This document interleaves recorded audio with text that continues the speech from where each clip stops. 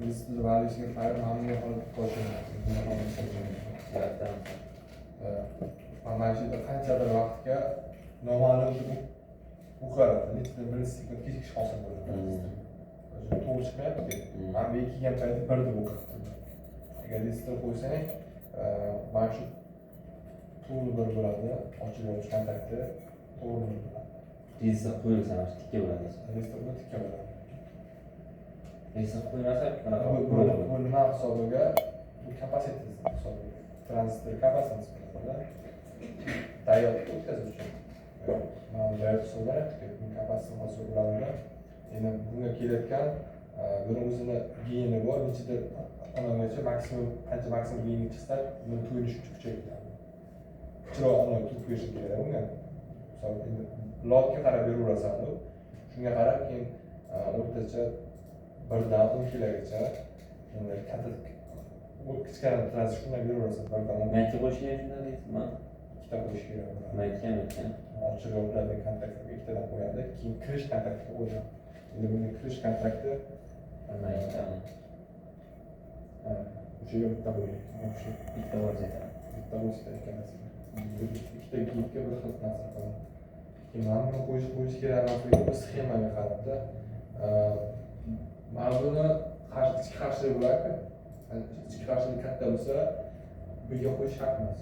O'zi bir minut klok ko'tarib tushgan payti qanchadir karvit keladi. Puldan olish shart emas. Puldan olish shart, lekin mana buni kollektor va emitter hisobi bo'ladi. Tashqari tranzistor yo'q ekan. Diod. Nimani? Diod shart emas. Mana klok qo'yish kerak. Klokka qo'yish kerak. Keyin uni timerga qo'yish, outga qo'yish, boshqalarni. Keyin puldan qo'yish kerak. Kompakt ko'payadi, lekin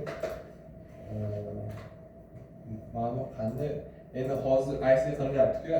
IC ga ular integral formula hisobi chiqqanda, aytdim-ku, inverterni ko'rdim. Ko'rsatyapti-da, nazariy 100% deyapti. Sxema ko'rsatib 97% deyapti, avvalgi deyapti. Bu ham xuddi shunday, mana registrda ham biz husnli ishlatamiz-ku. Faqat 10 ka qo'yamiz biz bosib. Chunki hisoblamaymiz biz, mukammal hisoblamaymiz. Biz menimcha o'ylayman, biz qilayotgan ish 80% yuqori natijaga ishlaydi. Shu o'zi katta narsa aslida, hammasi to'g'ri ishlasa, lekin bu yerga misol 10 ka qo'ysang, nechidir milliard karit baqa oqadi, keyin baqa oqadi-ku. Keyin qaytib o'sha mavjudagi kapasitensni ham formulari shu chuqur formulaga integral bo'lib ketadi. Nechidir sekundga bu qayta razryad to'xtatish kerak, qo'ldan qo'yish kerak. Biz o'rtacha bir xil olingan standart shunday deb yozilgan kitobga, IC'larga o'rtacha. Lekin bitta eminni mana shu uchun, bu uchun hisoblaymiz. Lekin o'zi aslida hisoblanish kerak bo'ladi.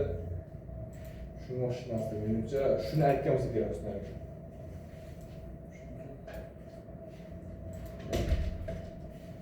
Şekilde register qo'yish kerak qanday bo'ladi?